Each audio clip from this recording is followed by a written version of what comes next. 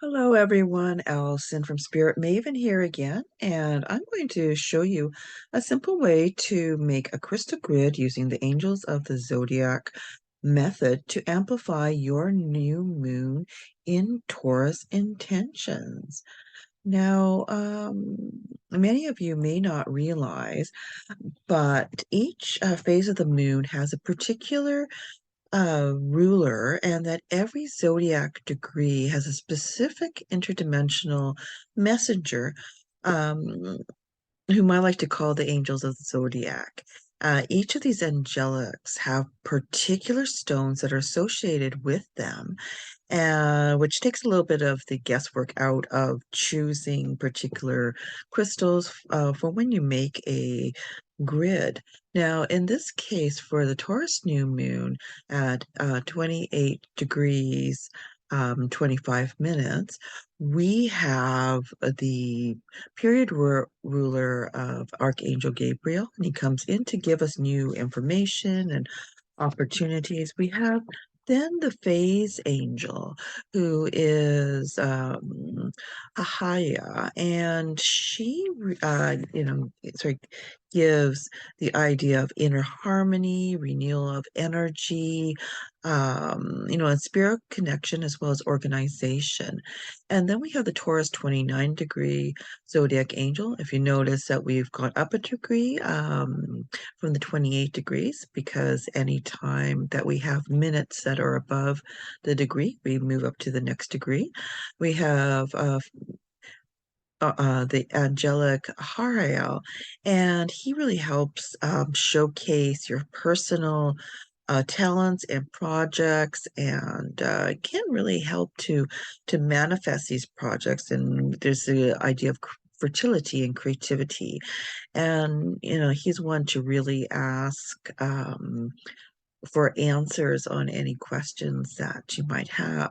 Now, you might be wondering about the numbers associated with them, and these are based on the 72 Kabbalah angelic numeration. But we can look at that at some other time because we're concentrating on our crystal grid at this point. So now, um, here is a sample of a grid that you can make using the Angels of the Zodiac method for this new moon. And while you can make a grid for each of the 8 lunar phases, the grids for the new moon and the full moons are really potent for 2 weeks, so to those main phases. But we'll return to this grid in a moment, because let's look at how to construct one. And so, first of all, we have to look at intention. And you really need to create a clear intention for um, your grid, because you can't really skip this step, because you don't want to send out really sort of muddled energies out to the universe, because energy will go where your intention is. And for this particular new moon, it was this potent black new moon. It was really bringing us a cornucopia of opportunities, and abundance. It was really supporting our progress and evolution in alignment with our soul and life purposes. So what we can do here is set an intention for this particular grid to welcome in abundance, to bring in creativity, new opportunities, and connection to our intuition, because of course that is part of that involvement of our spiritual connection to co-create with the universe. And then, choosing a grid formation is the second one. And if you noticed in the other one, I had the hexagonal shape, which is the flower of life. It's realized in this shape. And this is a universal uh, grid formation. If you don't know, oh no, what should I do? What should I use? This one is great for all purposes.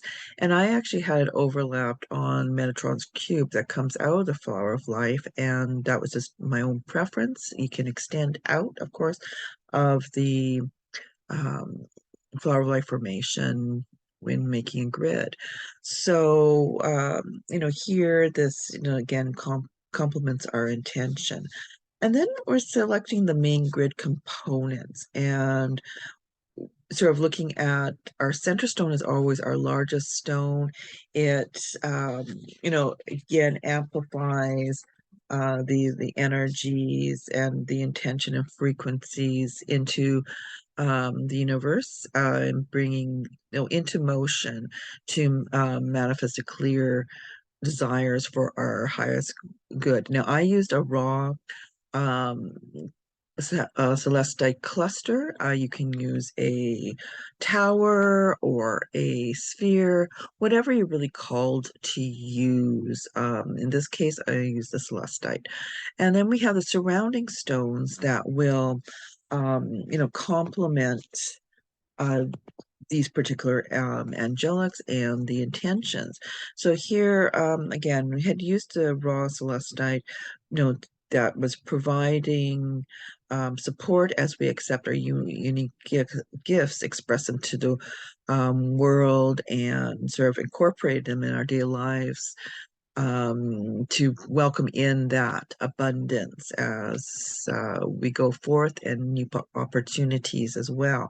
And then the surrounding stones of the pyrite was again promoting creativity, attracting abundance, which is with our intentions, and really, strengthening our self-determination, our courage to go forth, and facilitating those new opportunities, sparking energy, and then strengthening sort of our mental capacities, harmonizing both intellect and intuition.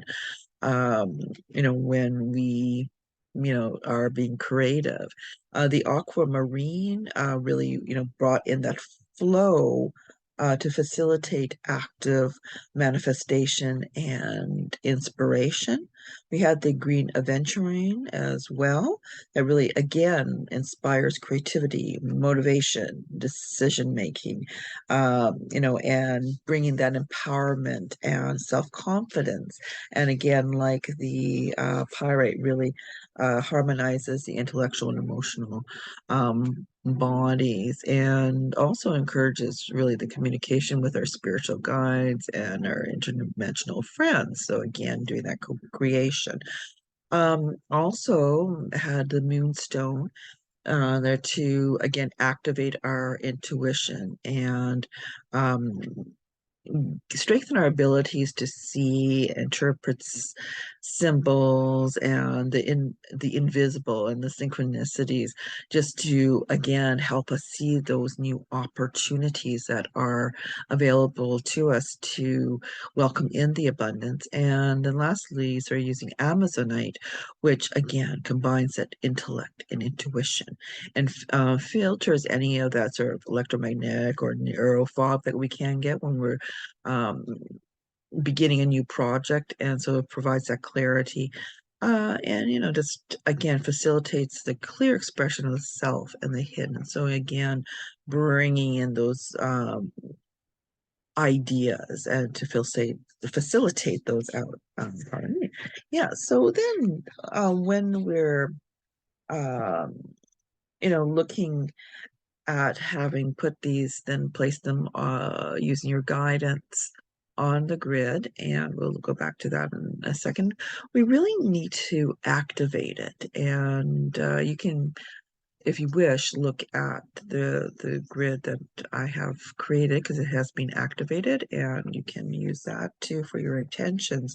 But what do we use as an activation? Usually a clear quartz wand or a Lemurian wand. So that's just a clear crystal. And really, this is an extension of our energies um, onto the grid. And it's linking the crystals also energetically. So we just sort of tap the middle stone, go around, and bringing that in. And oftentimes we do this with our right hand because it's our transmitting hand. So it's we can state our intention at that same time. So we're putting that intention into the crystals, transmitting that up to the different octaves of frequencies from, the crystalline realm here in Mother Earth to the crystalline realm in the heavens. And of course, because we've used the Angels of the Zodiac method in calling in these angelics, we can also call in Archangel Gabriel and the two other angels of the zodiac to again imbue their higher amplitude vibrations into the grid. Sometimes people overlook the um, step of activating, but it really is important because it does focus our intentions and sends them really out into the universe, so that it again entrains with these higher frequencies and just makes manifestation um, quicker actually and easier. And then lastly, you can add in optional grid components too. You can put in flowers, you can put in essential oils. Again, the angels of the zodiacs do have particular scents and flowers that are associated to them. I haven't put them in this particular grid. It's kept it really simple. And then you can put your written intention to underneath the center stone. Again, that just affirms your intention. There's something said for saying out the intention aloud, so sending out those waves of energy, as well as in the written word, which is a sort of gives sort of a confirmation and devotion to that intention. So now let's just have again a look-see at that grid. So again, we used the celestite, which was um, with Gabriel. So this was a stone that happened to be associated with him. We have the pyrite that was associated with both Hahaya and Ariel. Again, we had aquamarine, and I had used a cubed shape here. I was guided to use that in this particular grid. Aventurine was related with Hahaya, Ariel. Moonstone was with both Gabriel and Hariel, and an Amazonite was related with all three, Gabriel, Hahaya, and Hariel. So it's just, really a simple way of, figuring out what stones that you can use for this time. And again, it's amplifying and layering on different energies because we're using the angelic energies as well as the crystalline energies in our intentions. So I do hope that you have found this video interesting and that it has inspired you to create your own crystal grid for the new moon and to help amplify your intentions that you have set for this lunar cycle. And if you'd like more information either on the angels of the zodiac or on crystal grids, you can see my contact information below. And if you have enjoyed this video, please like, share, and subscribe. We really appreciate your support here at Spirit Maven. And again, we would love to hear from you. So if you have some questions or some ahas or some suggestions for other videos, please add those into the comments section below. And as well, too, if you'd like to hear about any of the offerings of any of the Spirit Maven, again, contact information is below. Um, and again, thank you so much for watching. And remember, you are magical, so go out and spread your magic.